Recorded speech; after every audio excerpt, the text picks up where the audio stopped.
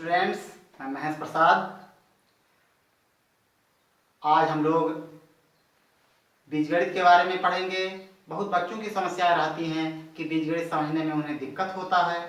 तो आज मैं बीजगणित को प्रारंभिक रूप से बताने जा रहा हूं। अगर आप इस वीडियो को ध्यान से देखते हैं तो आपके समझ में बिल्कुल पूरी तरह से आएगा। ध्यान दीजिए।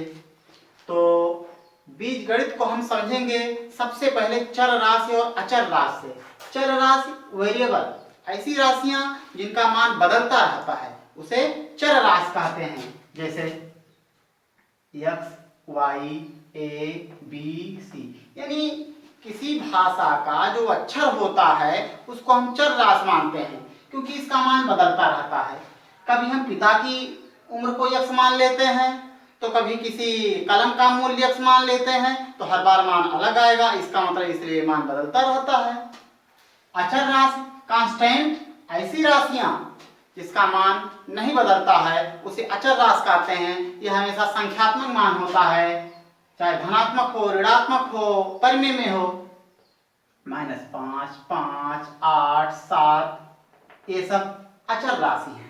चर अचर मिल करके अगला टॉपिक, अगला बहुपद बनता है। बहुपद, जब चर और अचर राशियां एक या एक से अधिक संक्रियाओं से संबंधित होती हैं तो उसे बहुपद कहते हैं।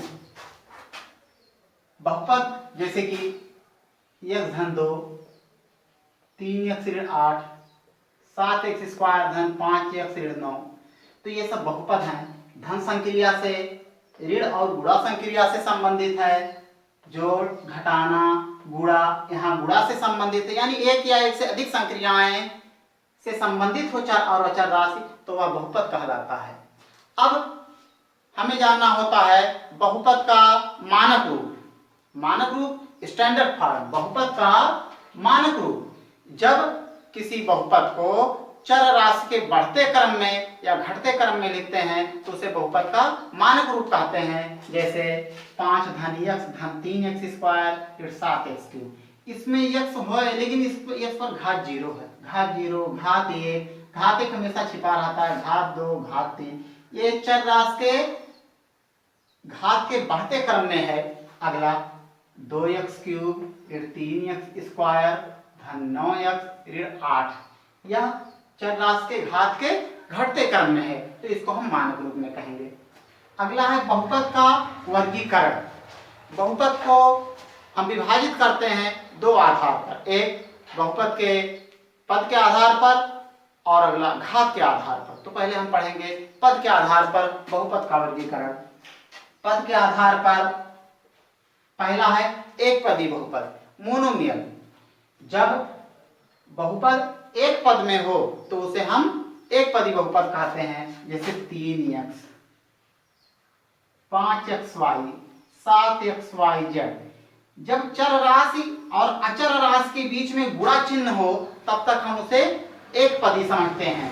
यह एक पदी है, एक पदी है। द्विपदी बहुपद 5 धन x 7x ऋण 9। जब धन या ऋण चिन्ह से दो पद, धन या ऋण चिन्ह से जब जोड़ेंगे चर या अचर राशि को तो वह जान जाइए कि द्विपदी बहुपद कहलाता है। त्रिपदी बहुपद, ट्रिनोमियल, x² धन 5x धन 8, 2x² ऋण 9x धन 7, यह त्रिपदीय बहुपद है। ऐसे बहुपद जिसमें तीन पद हों उसे त्रिपदीय बहुपद कहते हैं। तो आपके समझ में आ गया होगा बहुपद पद के आधार पर। अगला बहुपद का वर्गीकरण घात के आधार पर। घात के आधार पर बहुपद को हम विभाजित करते हैं। पहला है रैखिक बहुपद।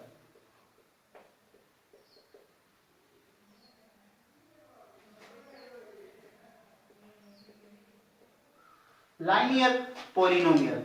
जब किसी बहुपद में सबसे बड़ा घात एक हो तो उसे रैखिक बहुपद कहते हैं। जैसे कि x + 3, 4x + 5। अगला है द्विघात बहुपद, क्वाड्रेटिक पॉलिनोमियल। जब बहुपद का सबसे बड़ा घात 2 हो तो उसे हम द्विघात बहुपद कहते हैं। x² धन 5x धन 6, 3x² धन 9x ऋण 8, ये द्विघात बहुपद हो गया। अगला है त्रिघात बहुपद,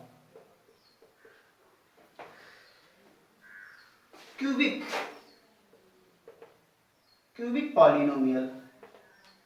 जब बहुपद का घात सबसे बड़ा 3 हो तो उसे त्रिघात बहुपद कहते हैं। 5x³ धन 9x 4x³ ऋण 9x ऋण 7 धन 5। स्टार्ट। तो पद और घात के आधार पर बहुपदों को समझने के बाद में अब आगे हम बहुपदों का योग पढ़ेंगे, बहुपदों का जोड़ पढ़ेंगे।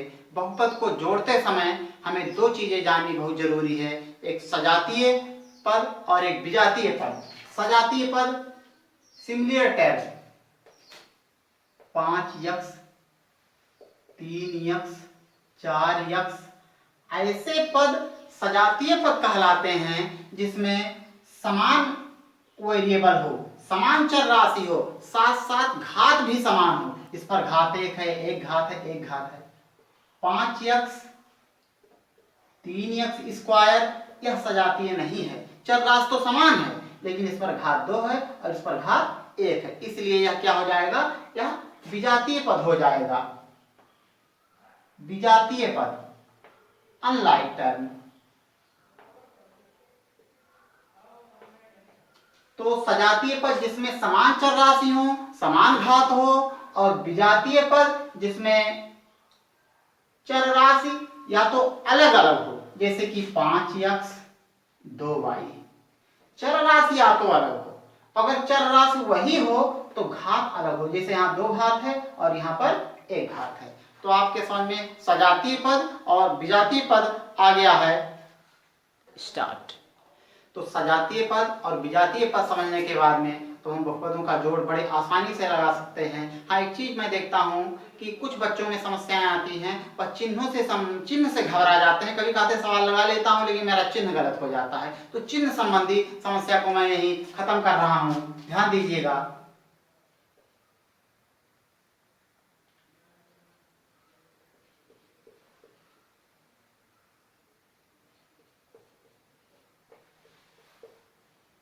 तो धन या ऋण चिन्ह 2 संख्याओं के साथ इतने तरह से आ सकती हैं, दोनों में धन, एक में धन एक में ऋण, एक में धन एक में ऋण, या दोनों में ऋण, इतने तरह की हो सकती हैं। इसको हम व्यवहारिक रूप से अगर समझें तो हम कह सकते हैं कि 5 और 3 जोड़ते हैं। भाई 5 आपके पास है, 3 और मिल गया तो 8 होगा।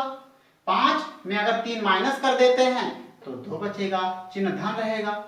अब आप यहाँ पर 5 कर्ज हैं और 3 ले जाकर के, धन मतलब धन और ऋण मतलब कर्ज, 5 आप कर्ज हैं, 3 धन जमा कर रहे हैं, तो आप 2 कर्ज रह जाएंगे। 5 कर्ज हैं, आप 3 कर्ज ले जाकर जमा कर रहे हैं, 3 और कर्ज हो जा रहे हैं, तो 8 कर्ज हो जाएंगे। 5 था 3 मिला 8 हो गया, 5 था और 3 कर्ज थे, दे दिए 2 बचा। आपके पास 5 कर्ज था, 3 जमा किए तो 2 कर्ज रह ही जाएंगे। 5 कर्ज हैं, 3 और कर्ज हो गए तो 8 कर्ज हो गए। तो यह बात आपके समझ में आ गया होगा। तो संख्याओं के जोड़ और घटाने में आप चिन्ह को समझ चुके हैं। अब हम सीधे उस बात को बहुपद में समझेंगे। तो एक बहुपद के जोड़ को हम लगा रहे हैं। 5x धन 3y ऋण 8 और 2x ऋण 9y ऋण 12 को हमें जोड़ना है। तो क्या करते हैं, 5x धन 3y minus 8 plus 2x minus 9y minus 12। मैंने आपको सजातीय विजातीय पद बता दिया है। अब सजातीय पद को एक साथ रखिए, सभी सजातीय पद को एक साथ रखना है। एक चीज आपको जरूर ध्यान देना है कि अगर आप 5x के साथ, यह सजातीय इसका है, 3y का सजातीय 9y है और ऋण 8 का सजातीय ऋण 12 है, तो जब हम साथ में रखेंगे सजातीय को तो उसका चिन्ह वही रहना चाहिए। जैसे कि 5x, अब इसके साथ हम रखेंगे 2x, तो इसके आगे धन चिन्ह है, धन चिन्ह रख लेंगे। धन 3y है, इसके साथ हम रखेंगे ऋण 9y। ऋण 8 है, इसके साथ हम रखेंगे ऋण 12। चिन्ह ऋण 8 ऋण 12 ऋण 9 आई ऋण 9 आई, धन 3 आई धन 3 आई, चिन्ह वही रहना चाहिए। अब आप 5x और 2x, 5 आपके पास है, 2 और हो गया 7x हो गया, यहाँ 3y ऋण 9 आई, सजातीय पद को एक साथ। 3 आपके पास धन है लेकिन आप 9 कर्ज है, तो 3 जब देंगे तो 6 कर्ज रह जाएंगे कि नहीं रह जाएंगे। यहाँ पर 8 कर्ज हैं, 12 और कर्ज हो गए तो अब कुल 20 कर्ज हो जाएंगे। तो आपके समझ में यह सवाल आ गया होगा। तो बहुपदों का जोड़ आपके समझ में उम्मीद करता हूं आ गया होगा। तो अगर आपके समझ में आ गया है तो आपके लिए 3 होमवर्क हैं, इसको आप नोट करें, इसको लगाएं, ताकि जब तक आप अभ्यास नहीं करोगे तब तक आपके समझ में कितना आया है यह पता नहीं चल पाएगा। तो अगर मेरा वीडियो आपको पसंद आ रहा है तो वीडियो को लाइक करिए, शेयर करिए, चैनल पर नए हैं तो सब्सक्राइब करिए, बेल आइकन को दबाइए, और जो भी समझ में ना आए कमेंट करते रहें, और उस कमेंट के हिसाब से मैं आपके समस्याओं का समाधान करूंगा। जय हिंद, जय भारत।